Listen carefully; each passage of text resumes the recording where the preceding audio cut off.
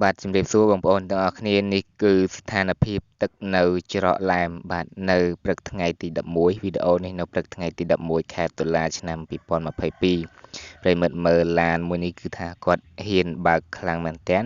ហើយទឹកនៅច្រកឡែមហ្នឹងគឺជ្រៅខ្លាំងមែនទែនលុះគាត់បើកមកផុតបានបន្តិចហ្នឹងគឺឡានរបស់គាត់គឺរលត់នៅចំកណ្ដាលទឹកហ្នឹងតែម្ដងហើយអត់អាចធ្វើដំណើរទៅមុខបានទៀតទេឡានរបស់គាត់ហ្នឹង ពេលដែលវាលុតចឹងហើយតើតែយកអីមកស្រង់